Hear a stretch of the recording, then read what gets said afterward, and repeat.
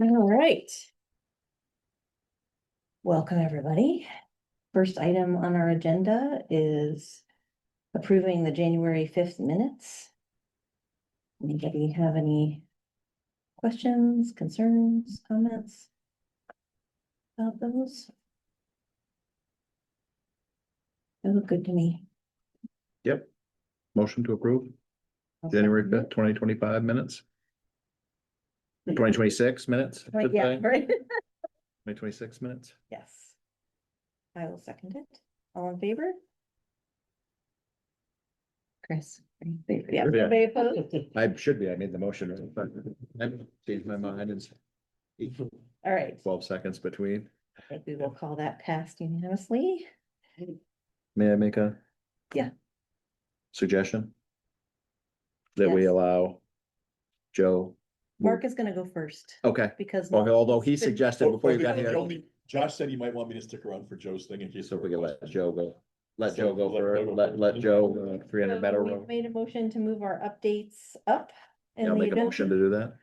And I will second it. That's fine with me. So we'll go next to item number 6 on our agenda updates. Starting with B, 300 Meadow Cross Road subdivision. All right, so I'm Joe Martin, the Sightline, but you don't know me, I'm a design engineer, and we recently started working with a developer who acquires a property on Meadow Cross Road. It's about 111 acres, and they are looking to do a subdivision on it. I have a couple hard copies here. I can pull them up as well on the big screen if you want to. I don't know what's preferred. Yeah. I have it here. I can pull it up too. Yeah, just so people know. Where's the Zoom link for this? Oh, On the town webpage? yes, it's on the town webpage. Because if you'd like to, if you want to share stuff that you have, that you can absolutely do that. Is it on the calendar? It's If you go here, so. Town of Topsham. Yeah. Go under, yep. Right down. Yep.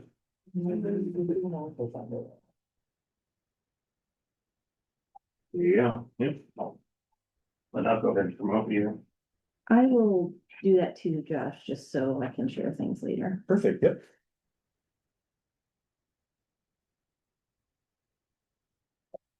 Just want to make sure anyone promoted has their mics and speakers off. So they don't get feedback.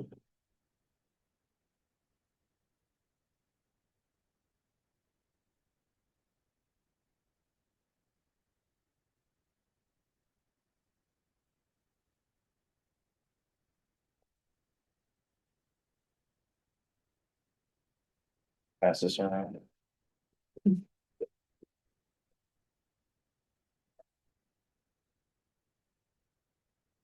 My ad blocker is. Well, Yeah, right. It only works when you don't want to.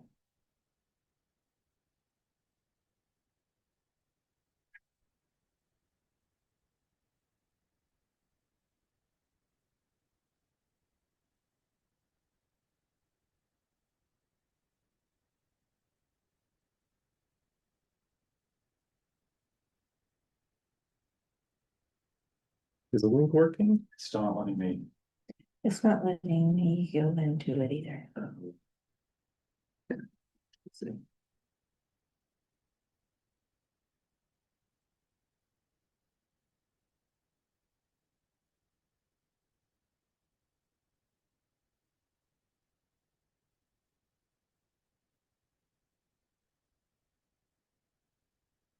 No, that's entertaining. Oh.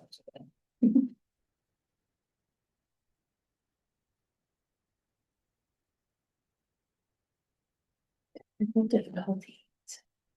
In the meantime, while we're troubleshooting that. Sure. Jackie Cressy from the Energy Committee approached us last time about having an invasive species event with them. She secured Andrew Tufts, who's the Bringing Nature Home Coordinator for Audubon, who's willing to do that meeting. I asked Emma at the library if they had any Monday dates that would work to do the talk then. Our backup plan, if none of those dates are available, is August 25th for Andrew to speak. So we're thinking of like a threefold program where we have a speaker at the library. Then maybe we do a summer walk at the transfer station, pollinator garden, and then, do our fall invasives removal at a town property. So, that's moving forward, and I'll let you know what I hear about library talk time. That's good. All right, so I sent an email with a link Okay. that should directly. Did it go to Audie too, just in case? Yeah.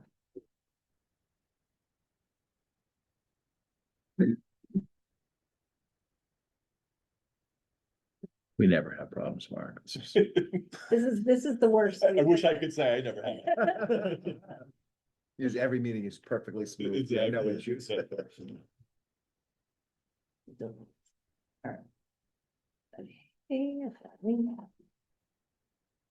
be in there now. Yes.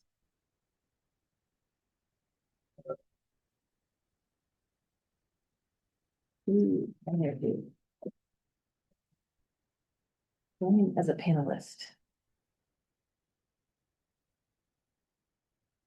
Sweet, Perfect. all right.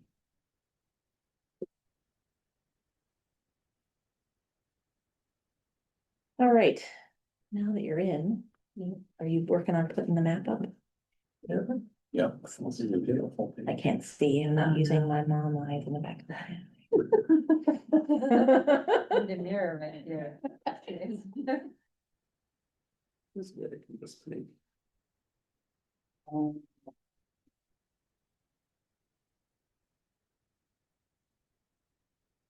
Standard. Okay, it's there. All right, so, I'll stand up here. So this is Meadow Cross Road here. This is the land extend back here. There's a CMP right away that splits the property in two. And there's another chunk of land over in this area. So the subdivision itself would be a road that comes off, Meadow Cross Road. Comes in what they call a lollipop, which kind of circles back around, connects in. There's gonna be 40 new house lots there. And then the remainder of this land would be open space here, and then there's some area in there that I have listed as common land, but that could be open space as well. So because of the town requirements, when you do an open space subdivision, you need to provide some sort of nonprofit or third party to hold the land. I did reach out to the Brunswick Topsham Land Trust. I spoke with Margaret there, and she didn't say yes or no, but she said she might be able to work with the Conservation Commission to try to find a middle ground that work best for both agencies. Mhm. So I just kind of wanted to progress this, that we haven't presented this to the planning board yet, where this is. Hopefully, we're gonna submit to the town tomorrow to start that process.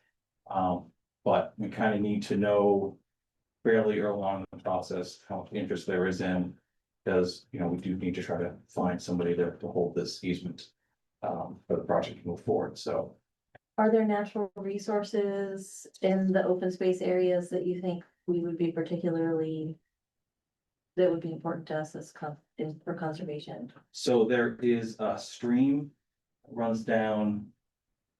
Over here off the property and then runs down just to the side of this house over here. That stream cuts also back towards the property here. That kind of section right there, that's why that kind of area is a common land, because it's just a stream with a 100-foot setback. And there's also a stream over here that starts and goes off site heading to the south. And all these hashed areas here that you see are forested wetlands.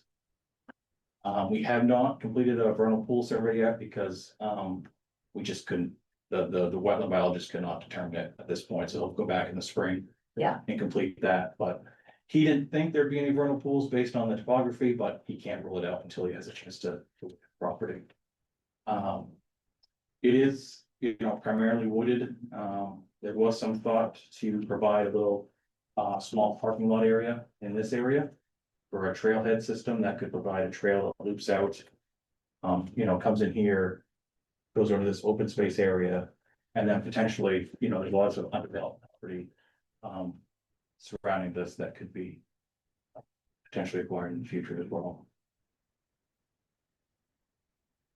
You said it was 100.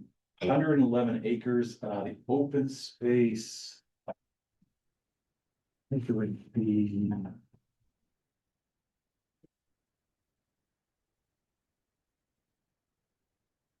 75 acres. So it's 111.6 total, so 67% of the lot would be conserved as open space. And that also doesn't count the common land that sits between those groups of houses. You know the size of the lots, roughly? About half acre, plus or minus. They have to be a minimum of 20,000 square feet, so they range anywhere from 20 to 35,000. Is this this is R3, right? Correct. It's in the R3 zone, right? Yes. I think Yeah, it would be, sorry, I'm doing another subdivision that's in the R1, so it's not Topsham, it's a different town too, so. Yeah. Is this triggering like NERPA wetland mitigation or Army Corps? Based on the impacts, most likely require a wetland permit from the DEP. It will require a site law permit, but Topsham has delegated review, so it'll be reviewed through the town process. We'll need to get Army Corps permits. There'll be 2 stream crossings there, so we'll need to get permits for those as well. Is part of this conservation, or I should say, is the conservation plan part of the mitigation? No, it's not related to it. The providing the open space is primarily related to the tops of the ordinance, Okay. just meeting there. And the ordinance requires 30% of the law. excuse me. We could go up to 50, which we are meeting 50% threshold. You can get higher density out there, but we have enough, we're providing less houses than we are, like, we could, I think, have up to like 100 house lots there, we just don't have the space to. So 40? Yeah. And is this all just private land? Yeah, Around it. there's 2 lots up near the road here that are under a agricultural conservation easement. Yeah. Can't what the name of that farm is, but. Meadow Cross, Autumn Johnson. So some across the street too. I think those are the only Farm. 2 pieces that are actually classified as a conservation, agriculture conservation. For some reason, the GIS map that we use, I'd have to, anything on a GIS map needs to be verified, but these 3. No, this is part of, there were 3 in this area. It might be this one too. I think it is. Yeah, this one.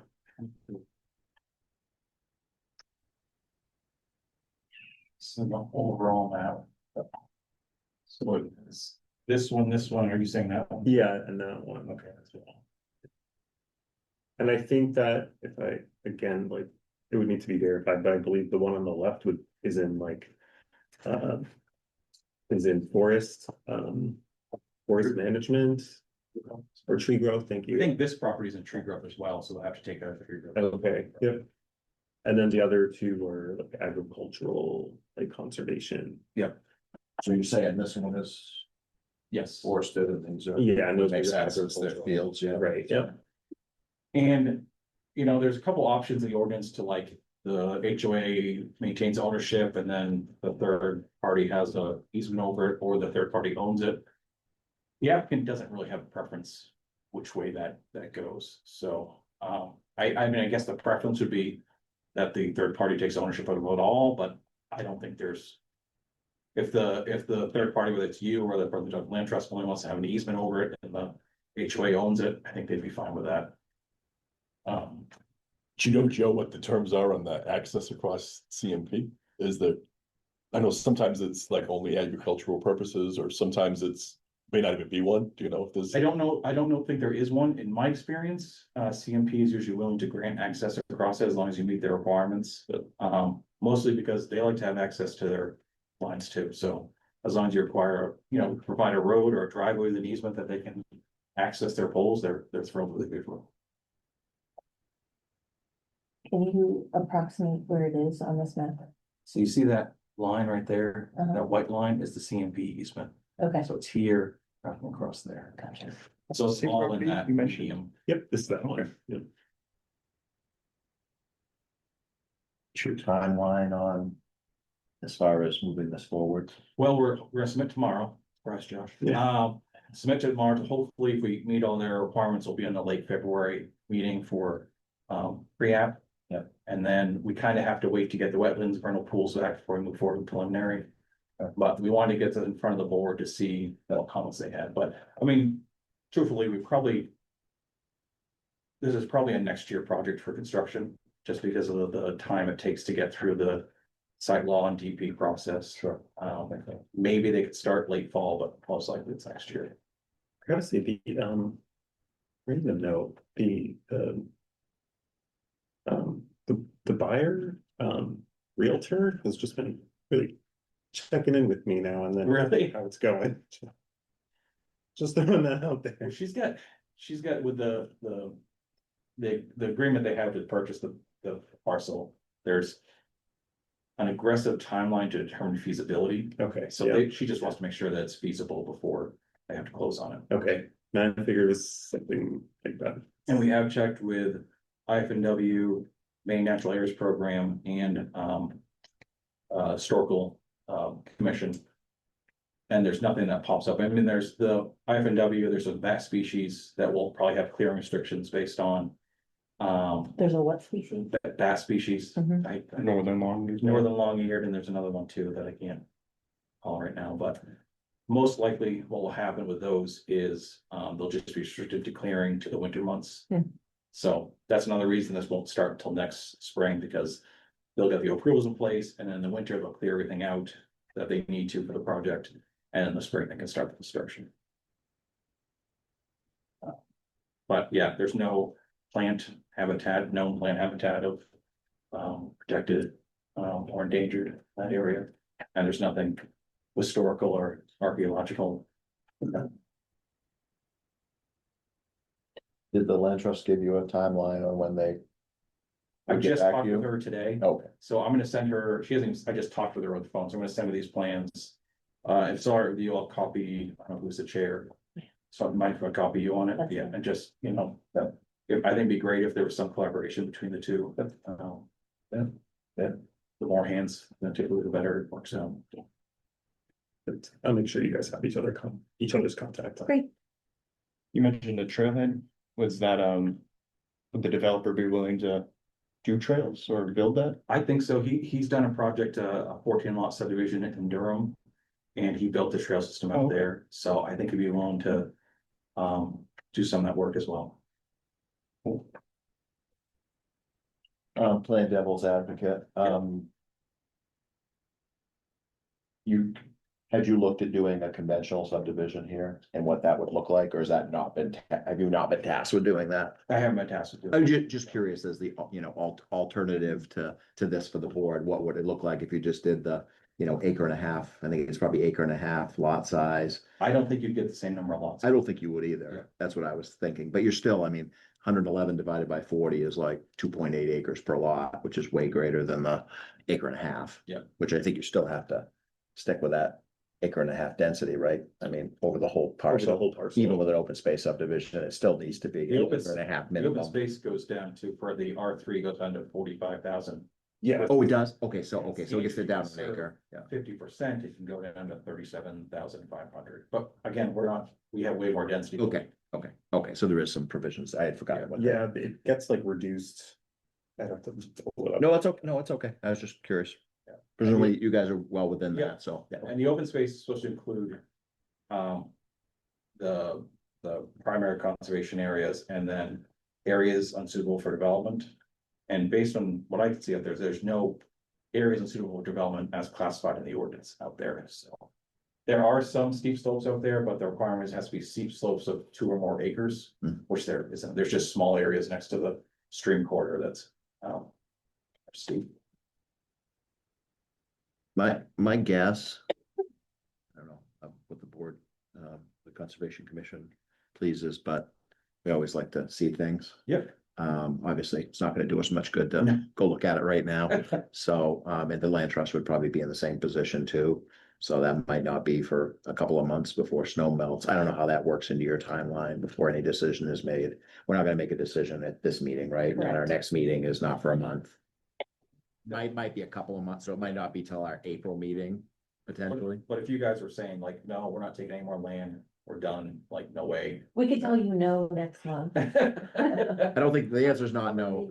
But, to say yes, we would probably need to go out and see the Yep. property. I think so, Yep, yeah. understood.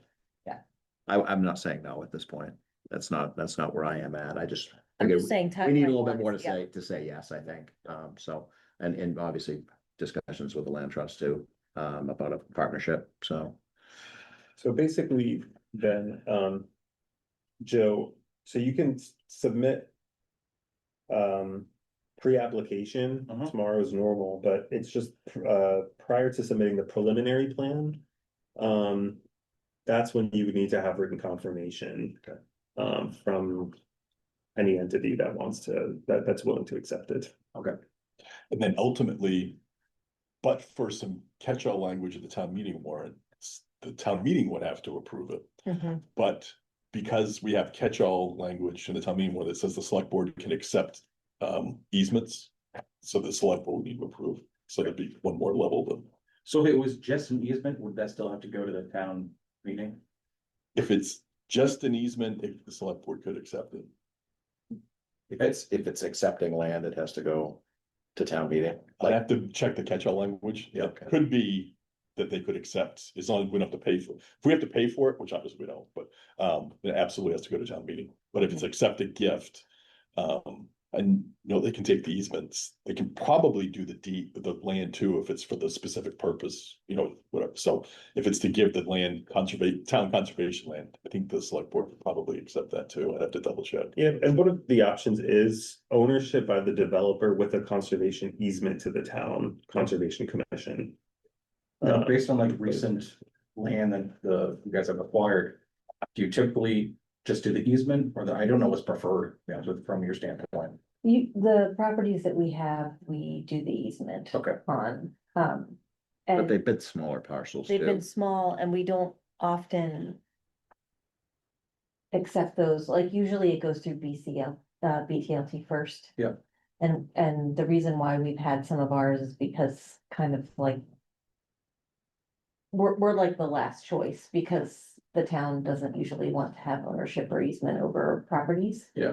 But if there's an argument to be made that it has high conservation value and then it's worthwhile for the town to accept it, then it would be more likely to happen with an easement than ownership.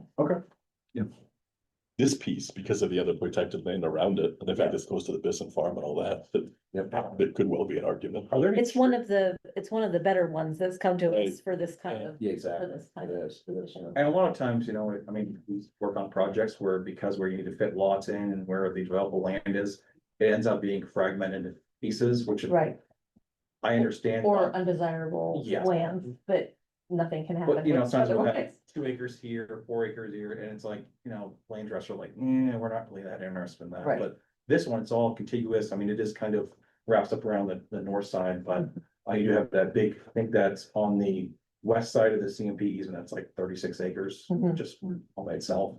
Could you pull the plan back up that has the lots on it? It's just on the screen. Is this high value or?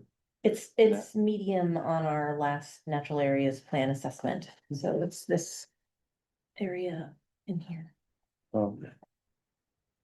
No, that's the corridor right there. Most of the high value was Change. along the There you go. riverways, Did you, the highest value, so Question. this is pretty high value for town Yeah, property, Obviously, terrestrial. some sort of Yeah. wetlands here, you're not there.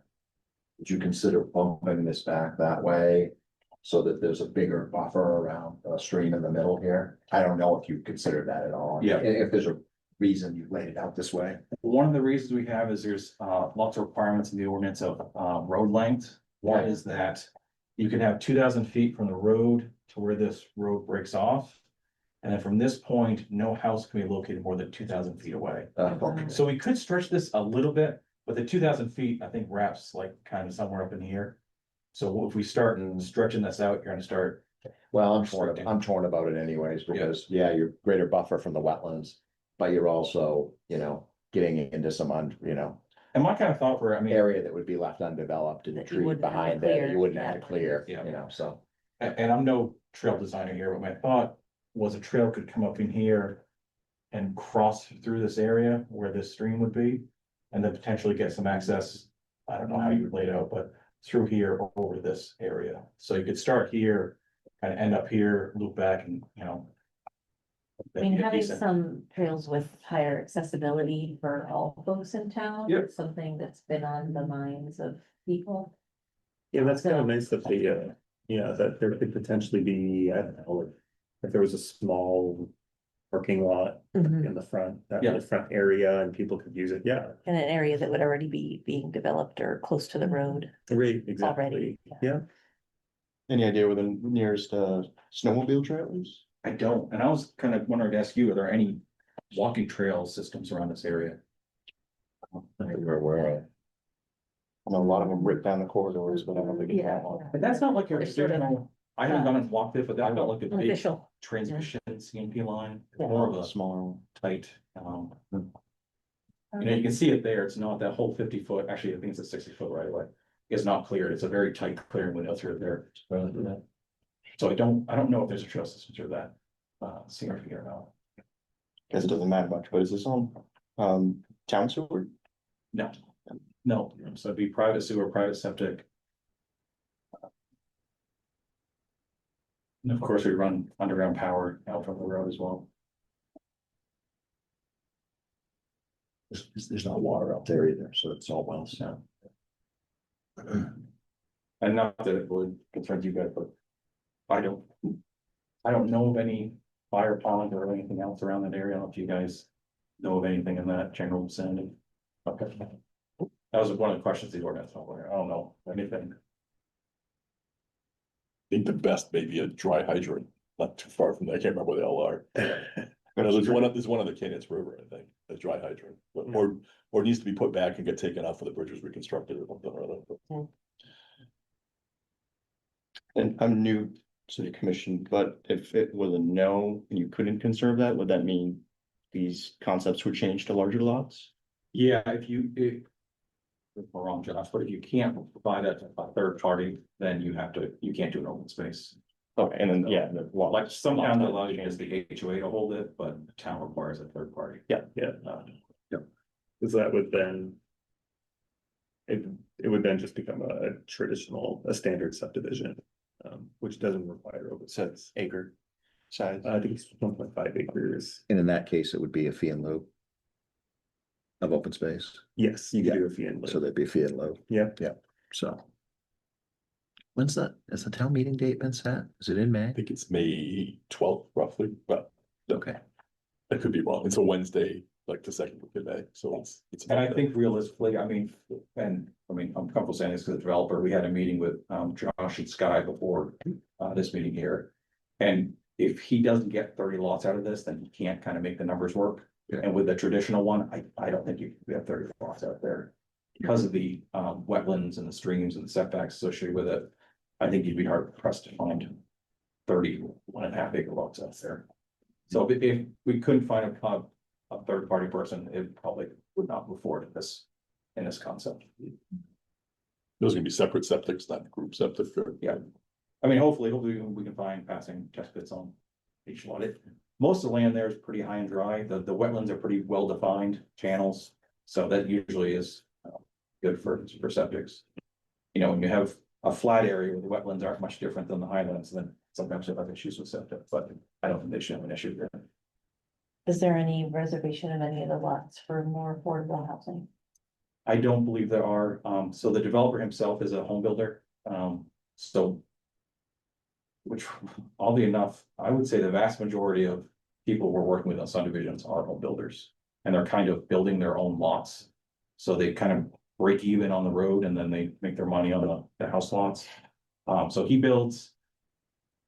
I'd say market rate homes, you know, the one in Durham, I think are selling anywhere from like 700 to over $1 million, but that's depending on, you know, what they want for finishes and all that stuff, so. Which is. Geez, is that market rate? Rate, but Unfortunately. That's what it is now. Been a long time since I bought a house, thank goodness. That was a lot, that was on the very high end of market rate when I bought. and I don't know the house building side of it, I only know the road building side of it. We used to price like a road like this. Meet town road standards would probably be probably used to be like $300 a linear foot to build it. Now you're probably looking at like 800, $900 per linear foot. And that's just the cost of gravel. Yeah. The material costs right now are astronomical. Yeah. And yeah, we've been at a recent summit that Sky and I went to for planners. The costs of development are like they're getting like really crunchy. Like, so I don't know. I know whenever we look at it, the numbers lately, it's just crazy. Okay, in the interest of time for our agenda, I think unless anybody has any burning questions, we should carry on. Can you share who the developer is, or is that not, you know, It's it's, Stoneaxe Construction, it's Max. Dow, is the name of it. oh, is it on, oh, okay, is it on there? Oh, okay, I didn't see it. Okay. All right. Okay. All right. But if it's submit tomorrow, lovely public information. Yeah. Great. Sorry for coming by and go. Thank you. So I assume for Joe, we'll be talk about it more at our next meeting. Yeah. Yeah. And I mean, just for my takeaway, you know, it's obviously not a yes, but it's not a no either. Correct. Thank you. Yes. No problem. Thank you. And you'll, Josh will make sure that you can CC me with your information that you. I think he shared said, as I well. think she's probably on, I sent me the Zoom link. Oh, yeah, there you go. Thank you. All right, back to number 2 on our agenda. Mark is here to talk about our recently adopted. And Last June. share with us some information, and we have a chance to ask any questions that we have about it. Sure. So last year, the select board decided they wanted to try to get better communication going back and forth with the committees, so people knew what was expected from each other. Okay, that's fine. thanks, Does anybody need one, or do you all have that? We reviewed it, right? Okay, It do you have the hasn't links? changed recently, No. right? No, it was adopted in June. Yeah, sorry. And the thought was that if there was clearer expectations on everyone's parts, easier not to have misunderstandings and stuff. So there's basically 3 policies that we've been talking about with committees. One, you guys know intimately because it's the committee partnership policy that you guys just worked on. So you've worked your way through that, and Yep. I don't think I won't spend any more time on that one unless you have specific questions on it. But Okay. the one I'll cover next, I think will be the meeting recording policy. And back, our comprehensive plan said that it wanted to try to government to be more transparent. So a lot of people have gotten, so they like to either watch the meetings, if not live, watch the recordings and stuff. But on the other hand, there's times when maybe we don't want to record a meeting, like in the classic example is if the history committee's cataloging stuff down in the basement to figure out what we have for a collection. Yeah. It's probably not worth watching, or taking the time to video. Not that the work's not important, but there's certain things, you know, it's pretty much planning board, select board. The thought is they're important enough meetings. Everyone wants a chance to be able to see that. And those we actually try to live hybrid, you know, Zoom, so that people could, even if they want to, have a chance to have input and stuff at those meetings.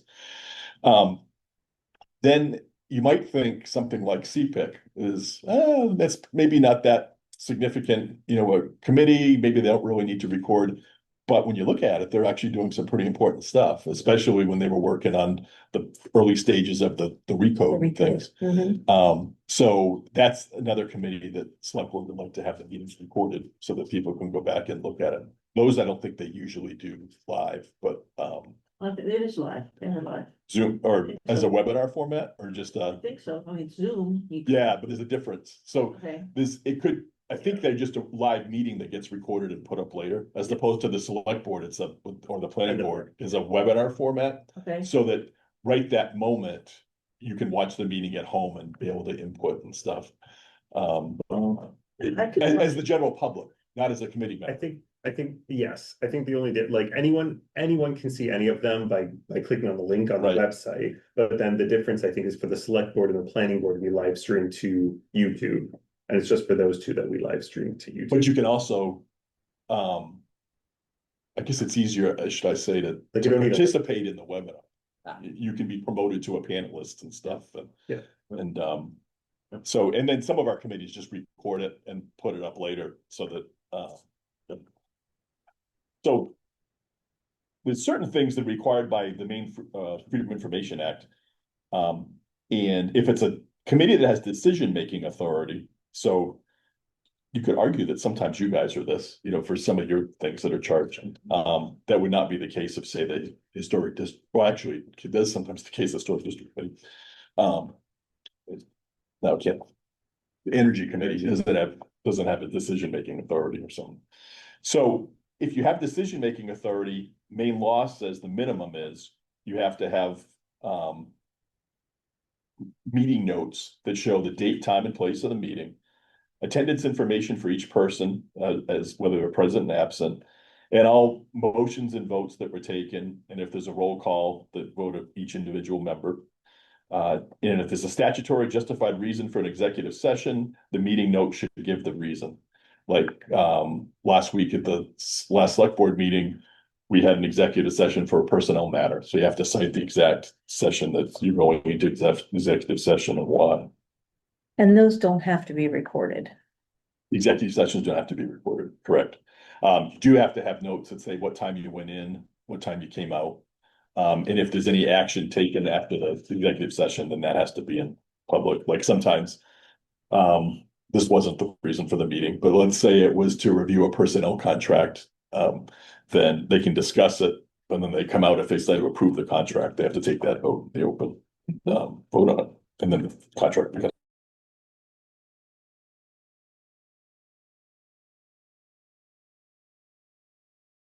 So the town has said, or the select board has said, they'd like us to do those minimum requirements for any standing and ad hoc committee, not just ones that have decision-making authority. So they basically are asking everyone to keep minutes and attendance, in essence, is what they're asking for. Which we do. Which we Yeah, do. yep. And I'm not here, I think, because you guys aren't doing anything you should be. No. This is more Josh asked for in-person explanation of the Yeah, yeah. policies. Yep. Great. Yeah, we had some questions from, on some of the, or I think some of the things got tweaked here, and we Yeah, had some questions related to more of the what can happen via email, Yeah. in discussions. And, in today's world, we send emails back and forth, but we don't make any decisions via email. Yeah. It's stuff that we decided we're gonna have this on the agenda, review the agenda, let me know if you have any questions, which, that sort of stuff, so. So yeah, we come to those in a second. You go good. Okay. Good. So then, once they're approved, the meeting notes are supposed to be put on the town website and put in the town records. so we're not required to record, but our common practice is to record. Am I? And I think you can never understanding? go wrong with, well, I'll give one example. I think we could go wrong, but Yeah. in general, you can't go wrong with recording. Yeah. There's times the community center committee's been talking about fundraising consultants, and it's kind of bordering on the time when it's are they right, are they wrong, and you don't want to be Right. besmirching someone. Right, So I think I've stopped them recording those now lately. gotcha. But in general, you can't go wrong by recording. So. Okay. When practicable, audio-visual recordings of committee meetings and workshops which pertain to significant policy or fiscal issues shall be made and posted to the Town of Topsham's YouTube channel. So that example, that's the community center committee, that while it might not seem, in some ways it's that important, but if the town decides to build a community center, there's a big fiscal impact on that, or could be potentially. So that's one that they've been recording their meetings and stuff. And we got the words when practicable because of what you experienced tonight. Because there are gonna be times when maybe there's a technology glitch and it just doesn't work right. So we don't want someone to be that they're in trouble because they violated the policy just because they couldn't get to work that night or something or other. And then there was, in the past, some had said that select board and planning board workshops were different from the meetings and the workshop shouldn't have to be recorded.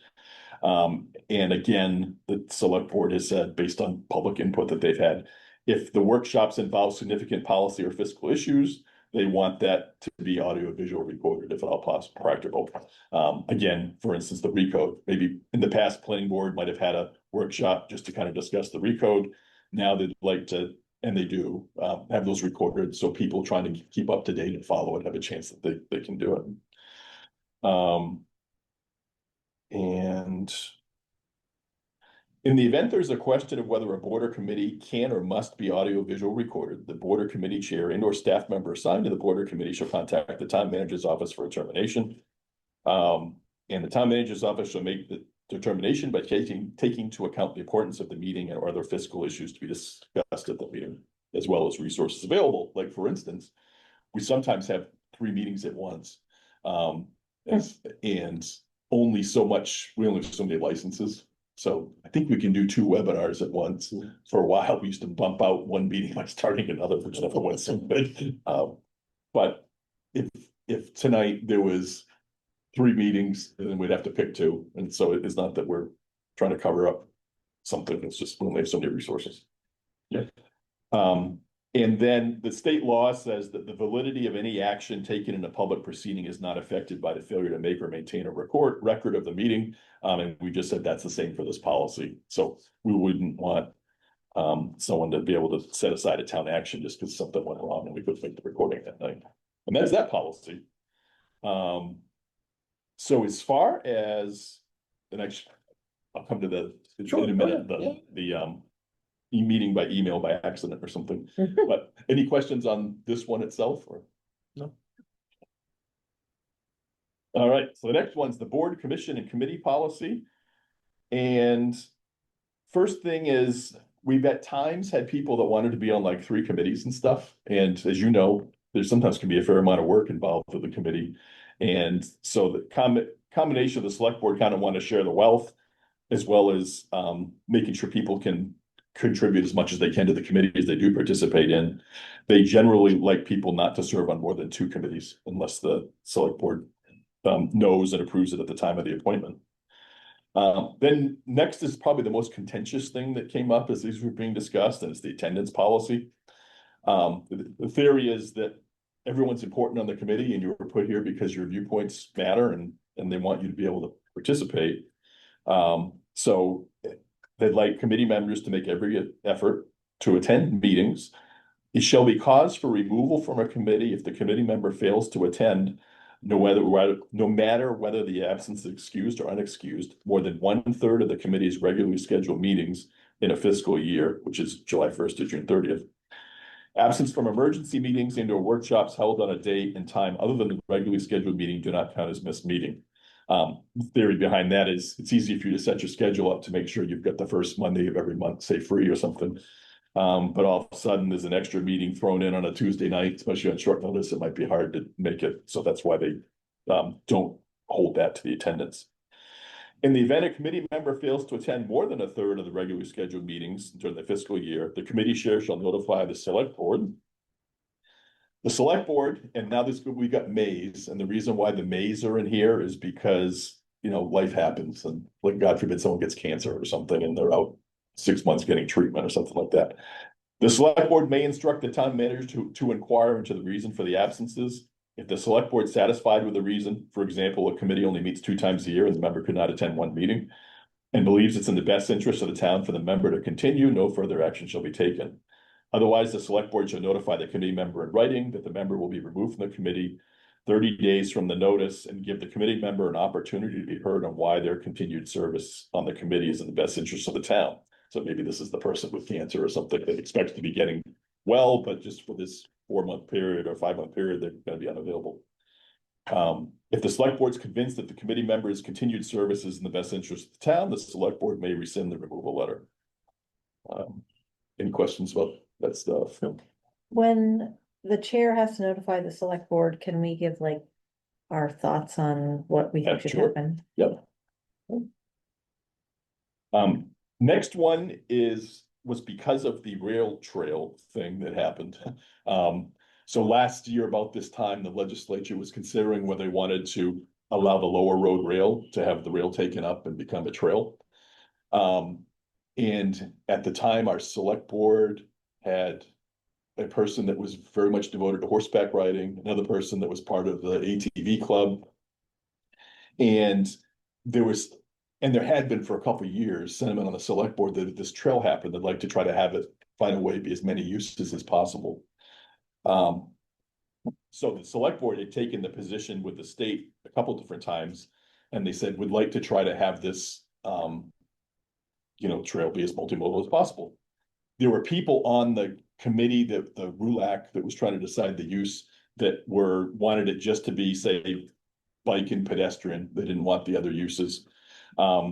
Supposedly there's a trail in down East Maine where all kinds of uses and it all works well. On the other hand, you can easily see that having electric bikes and ATVs and Horses, and mixed in, horses on the same yeah, trail. and people and Might be a whatever problem, yeah. may not work so good on Yeah. the same 10 feet path. Yeah. But on the other hand, we do have parts of Topsham that have double tracks. And say the Merry Meeting Trail Riders are do a lot of good things for the town, and they maintain these trails. And maybe, I don't know that there is, because I've never tried to plan out the map, but maybe on the map, there's some places where you could connect two of their trails in a double section of tracks, so that you've got a 50-foot wide area that you're trying to make room for multimodal stuff and but that wasn't the direction the state seemed to be headed in. And in fact, the actual proposed legislation expressly just said bike and pedestrian. So it was going to leave out the other things. So the select board wanted to take the position, or did take a position with a letter saying, we support this, but we support it being as multimodal as possible. And then there were other town committees that wanted to take, might have been, you guys might have been one of them, I can't remember. I think maybe the energy committee was one too, that wanted to submit letters to the legislature and said that we want this to just be bike and pedestrian access. So the select board said, this kind of makes it hard for the town to speak with one voice when they're getting letters from this group that says this, the select board this. So that's the reason for the next session that says, committees may take positions and make recommendations to town departments, other committees, and/or the select board, hereinafter internal positions, in order to fulfill the committee's mission as defined by statute, ordinance, or select board charge. In order for the town to ensure a consistent external message, committees may not take positions nor make recommendations outside of the town, hereinafter external positions, without prior select board approval. Some examples of external communications which must be approved, but are not limited to: letters in support of grants for other entities and testimony and prospective legislation. Individual committee members are free to take positions as individuals, but cannot use their committee affiliation in the correspondence.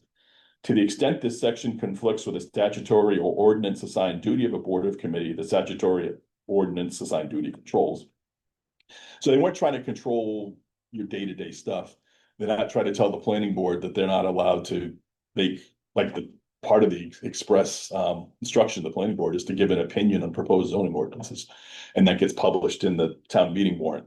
So that doesn't have to be approved by the select board. The planning board has whatever opinion. But if you have, for instance, say the energy committee is charged with trying to make the town more energy efficient, or developing a climate action plan at the time, nowhere in the charge did it say, please go to the legislature and comment upon rail trails. So let's say the committee wanted to comment on rail trails, then they could still write a letter. They just could bring to the select board and get their approval before they did it and stuff. And what would that look like? Would it have to go on a select board meeting? Yeah. So this is the one that I had the most question about Mhm. for two reasons. One, because of the timing of things. Yep. And two, because of our ordinance. So I was hoping maybe we could look at our ordinance Mhm. and chat about it a little, because we're different than like the energy committee. You are. So I just want to be really clear on what we're allowed to do Mhm. and what procedures are, because we definitely get requests for a lot of things. Yep. And we haven't in the past had to get select board approval for everything we wanna support or comment on. So, Do you want to pull up that's- your ordinance? yeah, I have it here. I'll share my screen on Zoom.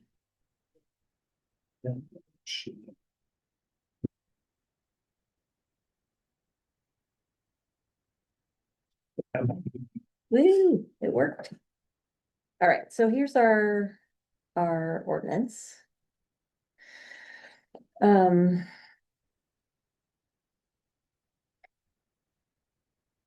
I'm thinking it would be under the powers and duties section here. So we can coordinate research, we can coordinate activities of conservation bodies organized for similar purposes, so I would assume that would be like. Say the BTLT wants to give us an opinion about. the What you're subject. talking about tonight, Right, you're fine to work with BTLT to develop something that you guys are mutually happy with. right, It's just if you think in the end the town wants to take an easement for the reasons we discussed earlier, that would, final approval needs to come from the select board. obviously, Yeah. but we wouldn't have to get select board approval on our decision about that. It Nope. would just be like, if we Nope. wanted to move forward, that's what would trigger select. You're board. free to have your discussions back and forth with the land trust about the merits, not merits, whatever you want to do Yeah. in this. You can give your opinions to the land trust that Yeah. this is good or bad, whatever. Yeah. But if you decide in the end, yes, the town needs, it's almost like you both have the chance to veto this. Right. You can decide you don't think it's appropriate for the town to do it, and the select board in the end could decide they don't think it's appropriate. I expect our select board would give great deference to your decision, you know, if you guys say we've analyzed this and we think this is worthwhile conservation to take an easement. They may ask a few questions just because they want to understand, but I don't see them going against that, so.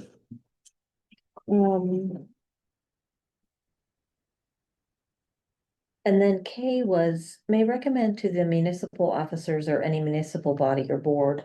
Or any body, politic, or public agency of the state of Maine, a program for better protection, development, or use of such open areas. Mhm. So this one seems more than just internal. And this is the kind of one that I would think might. I'm wondering if we wanted to give a recommendation about something like the rail trail is a good example. I think we gave support as a committee about supporting there be a rail trail. Yeah. I don't think we got into the politics Never. of Yeah.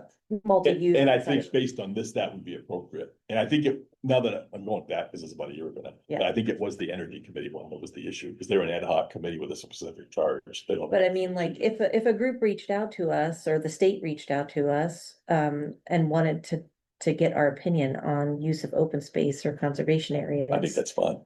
Without select board. approval. Okay, What about this example?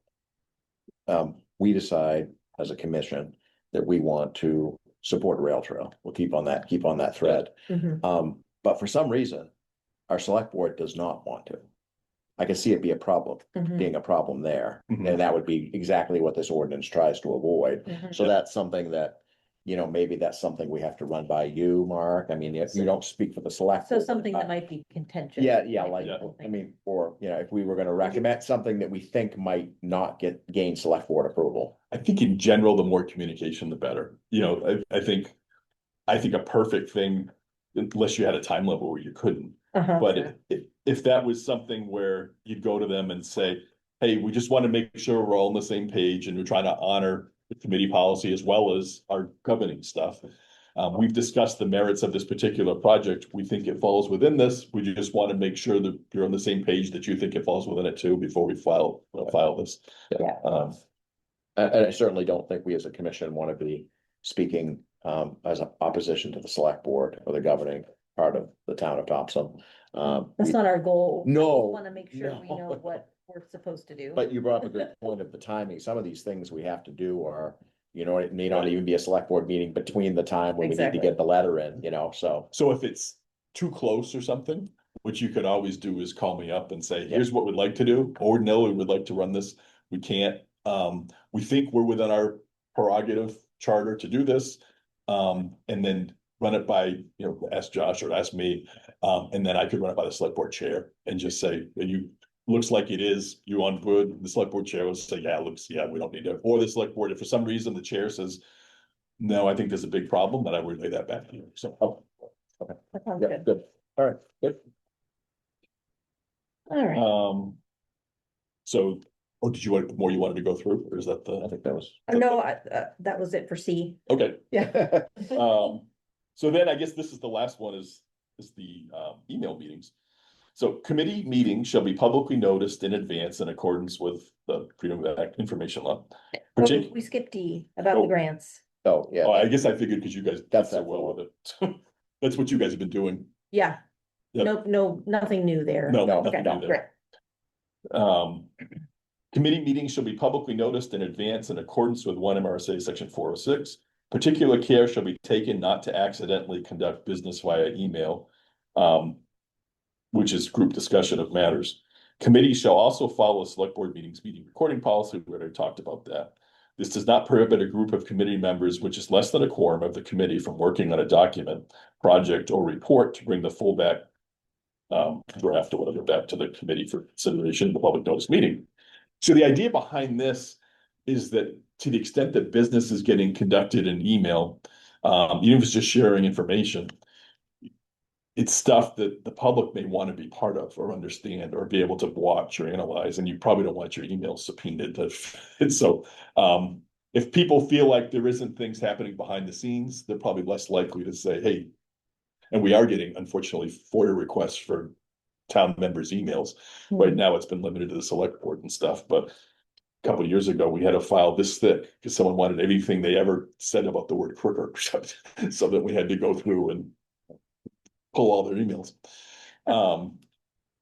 So what if you're just doing what I'll call procedural things in the emails, like basically scheduling meetings? Can you make next Thursday? Do you want to do it? Blah blah blah.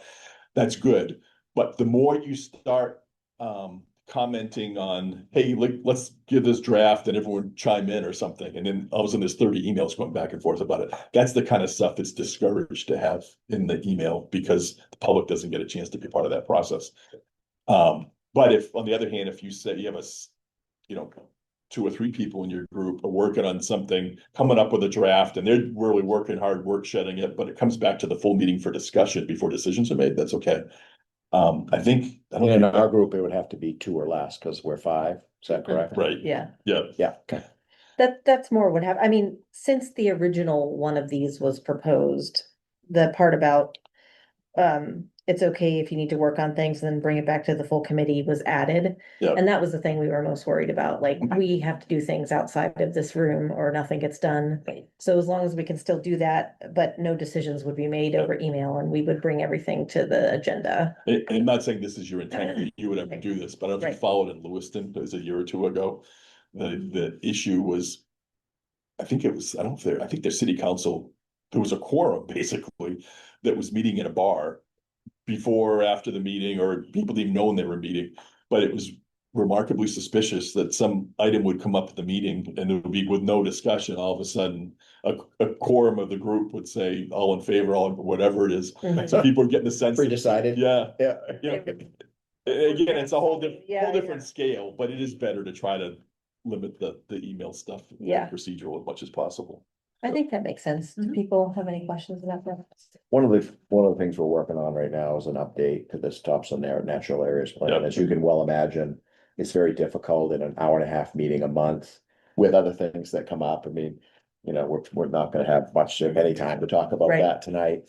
So, we haven't been working on this outside, aside of ourselves reviewing stuff in preparation for the meeting, with encouragement. And aside of that, but I can see a situation where it's helpful sometimes, but as long as that's a group of less than a quorum. Yeah. Working on it. So 2 of us could get together, or individually, we could You work divide on it up writing a and 2 you section. can take this chapter, or 2 Okay. take that Yeah. chapter. Yeah. Okay. Yeah. Can I indulge for 2 more minutes on that topic? Yeah. So, our challenge in government, the days of free money seem to be gone. I think my predecessor had it pretty easy because all of a sudden, when Janet Mills first became governor, she's like, we're actually gonna pay the 55% of education aid that we're supposed to pay. And we're actually gonna pay the revenue sharing we're supposed to pay. And so all of a sudden, towns had a bunch of extra money they hadn't expected. So Derek was running into situations where we would have more money than needed. So Derek's biggest fear was that, knowing those days wouldn't come forever, is that we'd build the budget, or he would try to avoid building the budget just to fit the extra revenue. But his other fear was because there was people pushing to say, okay, let's lower taxes and what he doesn't want the tax rate to do this, and so our goal has been from him, and I've been trying to continue to basically, unfortunately, it's a steady increase, but keep it steady and not have it jump, not have it drop, and not have it be too steady. Last year, my goal was to try to get the tax increase 4% or less. We assumed that the school and the county would have a 5% increase in their pieces. And we actually cut the town budget by 2%. Because when all the math worked out, it would finish us out at 4%. And we did it mostly by cutting some capital stuff. And nothing that was really gonna hurt us bad. We still put a lot of money into paving, but we cut back what we were gonna put into Tedford Road and stuff, so it's gonna take us longer to get ready to finish that project. And the school went up about 8, and the county went up about 8, so despite our best efforts, the increase was like 5.23% in our commitment, and I'm not saying your particular bill was that much or isn't, because we probably have the best assessor in the state. And what Justin does is he almost does like a reval every year, that he'll go and make adjustments, because if he doesn't keep our tax and his valuations within a certain percentage of where the state thinks they should be, we start losing homestead exemption. We start losing some of that money we get back from the state, and you have to pay a little more on your property taxes. So when he does all his shifting, pretty much commercial properties have been getting less of the tax burden over the past 10, 15 years. Residences get more, and the reason why is because after COVID, the typical house of 300,000 to 400,000 became 750 to 8, as we've heard tonight. And property close to the water is getting bigger shares than property further from the water. So where I'm going with that is we're just trying to find a way to keep the taxes under control. So this year, my goal is to try again to keep the net commitment increasing at 4. I think the school and the county are going to make it hard to accomplish that, but I can only control what I do, and I don't want to cut the town's taxes too much to try to offset that, because all we do is Put yourself. yeah. Yeah. We don't have the people we need, say the police department or public works or something. So, and the other problem we've got is we have a healthy surplus, but we had like more than healthy surplus, and that's now done. So we're pretty much at about the bottom of our healthy surplus, which is still like 16%. So we could go a couple months with absolutely no revenue coming in, and still, so we have a good rainy day fund. We want to keep it that way. Yeah, absolutely. But we had to make a lot of hard choices going through the budget to try to figure out what we can afford or not. So what I'm doing that's a little different this year is the school would call it, I guess, a maintenance budget. Is what I've come up with at 4%. If you look, we actually are only go up on a 3% our expenditures, but because we're expecting to have about 30% and 7% less surplus available to spend, it all nets out to about a 4% net tax for the town part. There were some worthwhile things that were proposed that I'm hoping maybe we can find another way, or at least I want the finance committee and the select board to say, yes, this is so important that we don't, maybe if it makes us more than 4%, we want to do it. So I'm calling it a la carte items that are coming up in the budget presentations next week. One of the things is the requests, as we kind of alluded to the other night, that would be for consultants to help with this plan. Sky seems to think there may well be some money available through grants that could help pay for the consultant. And then I think as we identified at the meeting the other night, or you suggested it maybe before the meeting, it could be a useful, it might be a way to take out some of your recreation impact fees, or is it open, whatever the right fee. Yeah. Yep. So, which would mean it wouldn't have to come out of the actual budget or add onto it. So when Sky presents, and I don't know if Sky or Josh, I don't know if the two of you talked about this, but someone will need to make a little extra pitch if you want to try to get this money out of added into the budget, basically. Other items that are on that same level are going to have an extra pitch so that they can be determined. Is our police patrol dog, which is the one that sniffs for drugs and does building searches and can bite people. So not the cute Garver that was. The patrol dog is 10 years old, and they would like a replacement for that. But it isn't getting used a lot, and it's not just the 10,000 it costs for the dog. It's a few thousand to redo a cruiser. extra time for feeding the thing and then training, it's like it's about $40,000 a year in overtime that goes to the officer that has to care for the dog. Yeah. So that's gonna have to be, again, sold separately. Is it a Um, bomb sniffing dog? Not this one, Uh-huh.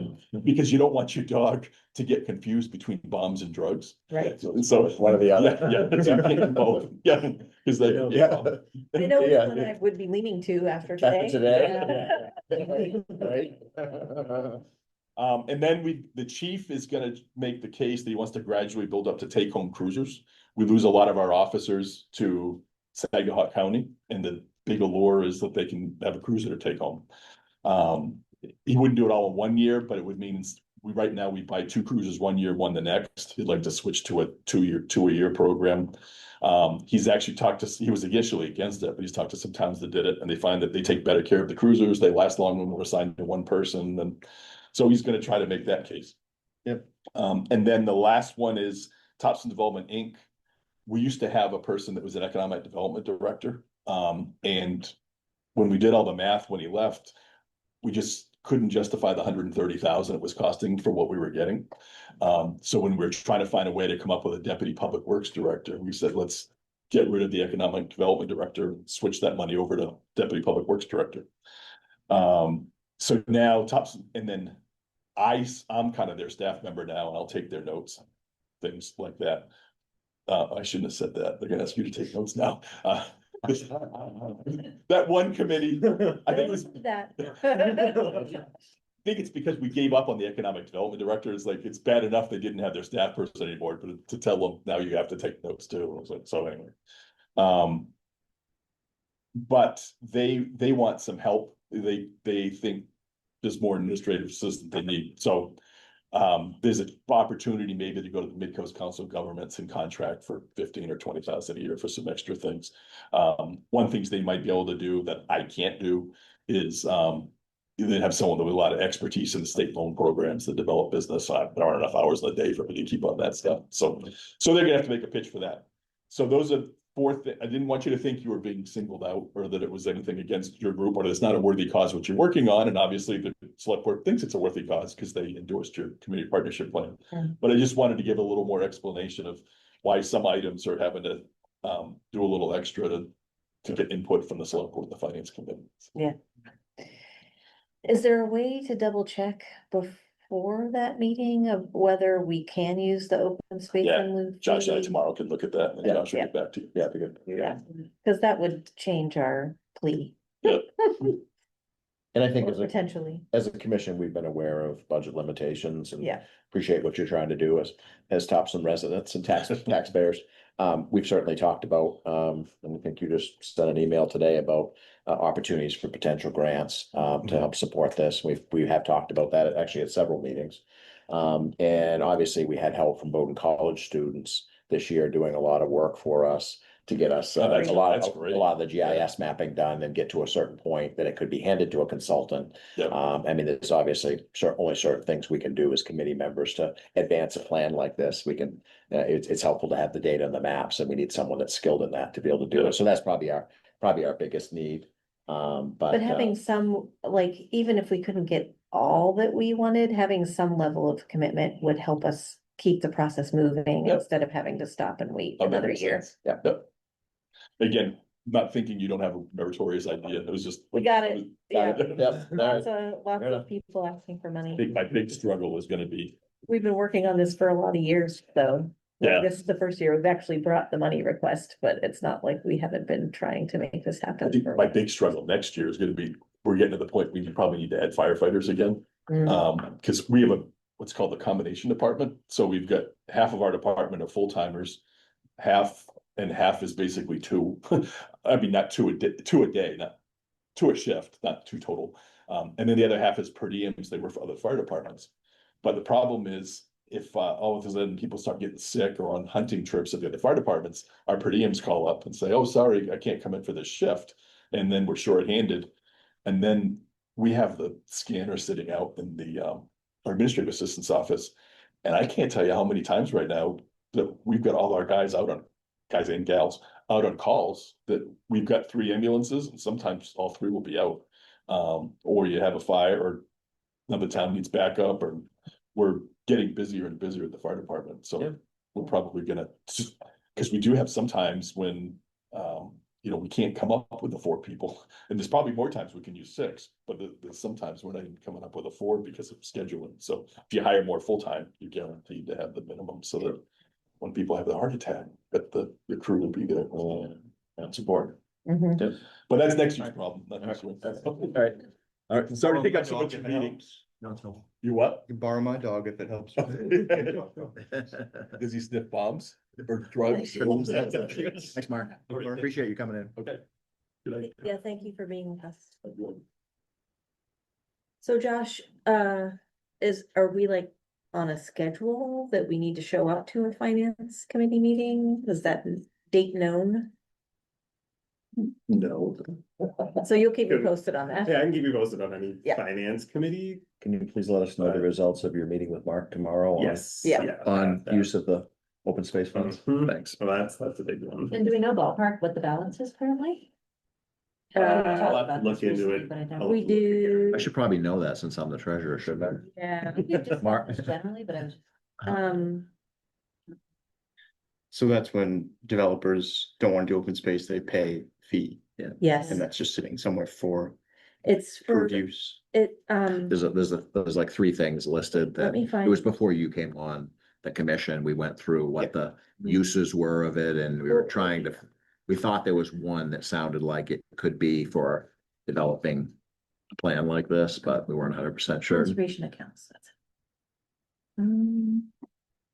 So the open space, the last time we looked at it, it had $47,500 in it. It's pretty good. Yeah. Mhm. Its allocational purpose is for capital expenses for recreation and open space land and facilities. Could include acquisition of properties, could also potentially be used for planning. The expenditure furthers conservation and or recreation goals of the town. As of January 2022, it hadn't been used. And we were prepared to try to use it for a BTLT conservation project to help them if they needed money to like get over the top on their last conservation project, but then they ended up having enough funding that they didn't need to use it. But if we could figure out whether that could be used for hiring a consultant, that would be That's it. That's what we wanna know. in our mind, a fantastic use of those funds. So finding out for sure if, Yeah, yeah. if by ordinance it's allowed is. I mean, it's the nice, next step. you know, I would love to retain some money in that account in case we have a project come up. So we wouldn't Absolutely. spend all of it, but No, some portion by of no it, we would means, decide but what portion of that. So it if might allow us BTLT to tells to move us, hey, we didn't need your help last time, but now we do. Yep. They did acquire those properties, by the way. Yep. I didn't know, you know, but I went on the town's website. They did acquire those ones off Forsyth Road. Yeah. Yeah. Yep. So, other conservation funds, just so you all know, there's a development transfer ordinance. But that doesn't have any money in it. That's not been It's used. never been used. Yep. There's very money in a stewardship plan for the Mallet Woods, property that we have the easement on. And we, like, that's mostly been for maintenance. It's like a trust kind of for maintenance of that conservation land. Because the town didn't want to take it without them putting in some money so that if we needed to do something, we would have money to do it. So like maintaining the easements, or if we needed to hire a lawyer, or if we needed to do like management on those properties, there's money in that account. There's also the vernal pool special areas management plan account, but there's no money in that because that hasn't been used yet. Habitat mitigation from the solar development has some money in it. But that's only for land acquisition, and there's a forestry account, which is revenue from forest management activities at the Forsyth rec fields and the transfer station property. And that's more overseen by Pam and Parks and Rec, but it has flexible use and we could potentially make a case for using some of it for something we wanted to do with them. Those are like the conservation accounts that we could have any input in, are those. So, you know. Okay. all right, so Josh is gonna get back to us about whether we can use those funds and. Let us know when we have to go to the financial committee about budget stuff. So we will rally to be there. Perfect. Awesome. All right. We have less than 15 minutes, so I will be fast. Victor's bench went awesome. I sent you all a picture. He was really excited to receive it. They were thrilled. We dropped Did it you off. like call him like that day and say, hey, we're showing up? I with had something talked to for you? Jeanette Oh, you had, and okay. made arrangements Okay, to stop in and visit, and then I said, and by the way, we're gonna have something to drop off. That's good. Something How's he doing? Yeah, he's good. Yeah. Yeah, doing good. Okay. Yeah. And like, they were thrilled. So I appreciate everyone's efforts to make that happen. We were supposed to review the annual plan, and then we were gonna vote on it on whether or not that we were going to accept it as our like plan for the year. And that, hopefully everybody had a chance to look at it. It's not something like that, like no one's gonna come after us if we don't accomplish everything, but we need to submit Can you put it up on the screen? we need to submit an annual plan as part of our ordinance. Did you make any edits to that after we met last month? Very minimal edits. So if you looked at it last month, you're good. Sorry.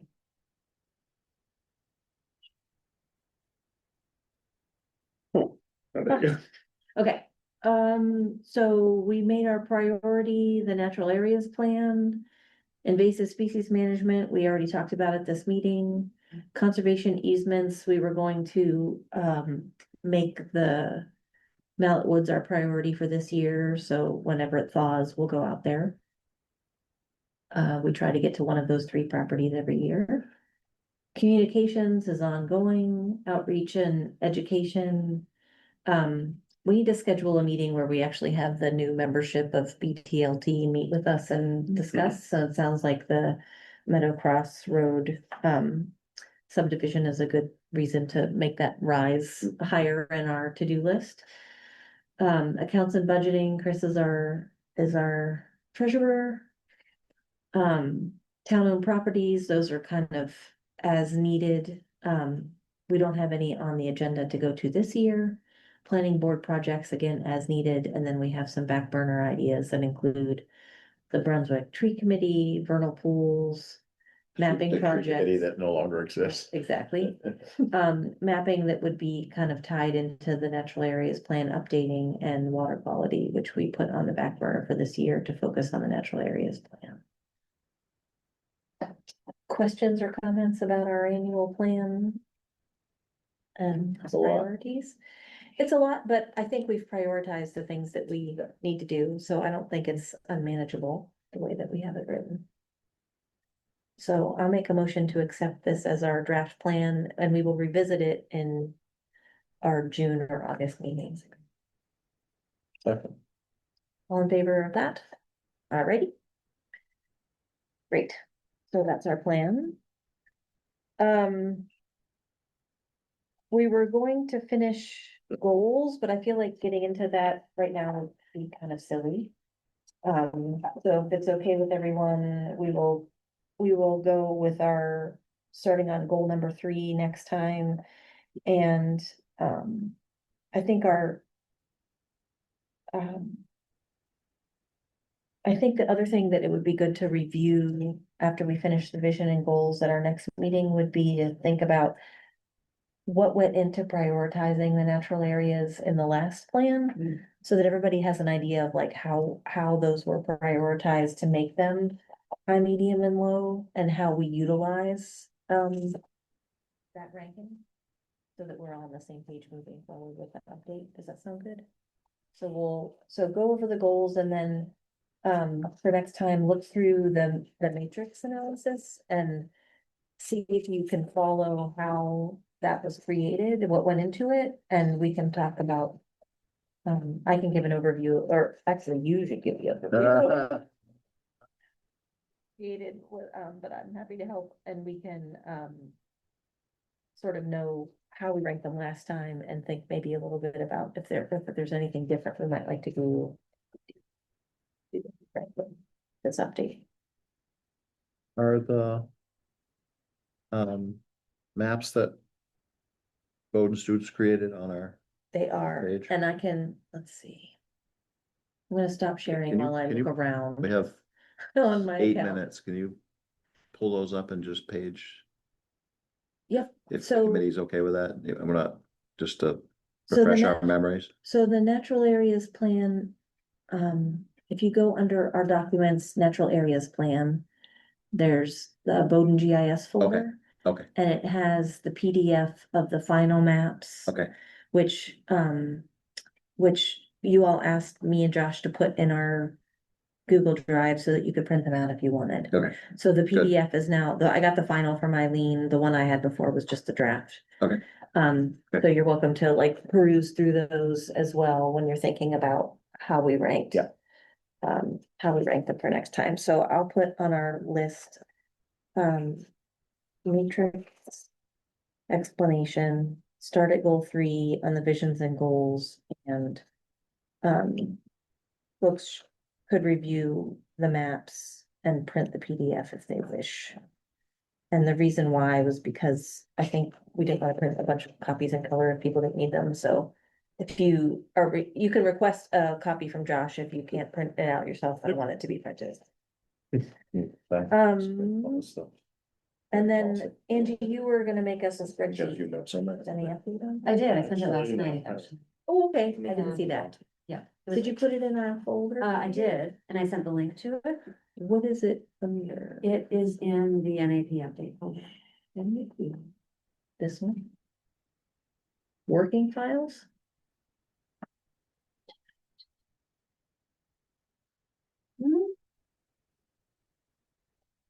Budget and grants?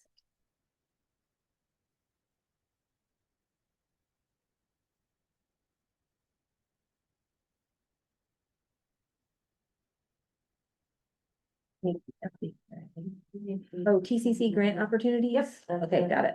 Yeah. I'm gonna.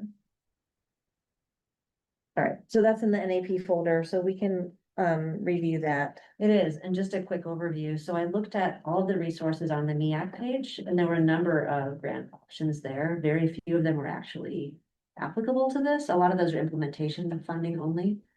A lot are for underserved communities.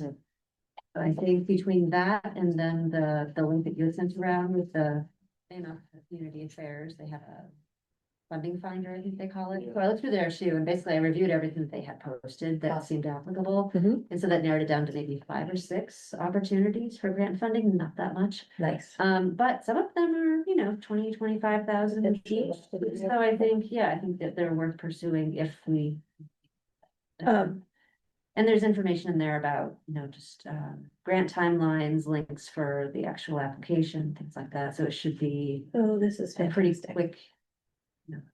A quick jump if we do. This is through, yeah, this is through the, I use MEAC and then all their resources and then also the Maine Office of Community Affairs. So it's just one spreadsheet that compiles all of the potential grant opportunities for the NAP specifically. With submission periods.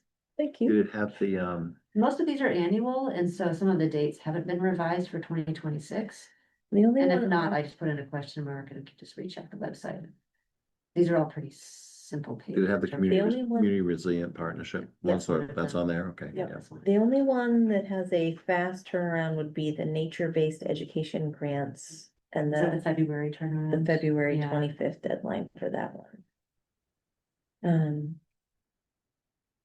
Did you think that that one seemed like a good fit for us? Cause I nature-based only put education good seems, fits in there. okay, So I think I was pretty, critical about what I included in that list. Yeah. So I think if it's there, there would be a good potential if there's a good nexus with what we're trying to do.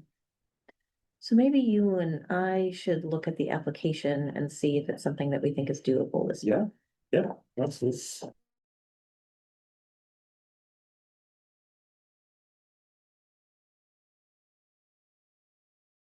Okay, ones that don't require a huge amount of effort. Yeah. The ones that, because Yeah. grant applications can be exhaustive, and I'm exactly. not sure Josh has, or Sky have that many time to support us, but Oh, there's. we may hours. ask, we may ask. Yes, but there are hours in there. That's right, that's right.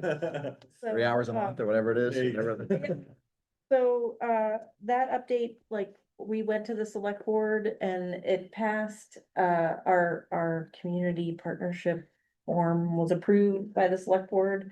We were the first ones, Hey. who had that Yeah, happen. yeah.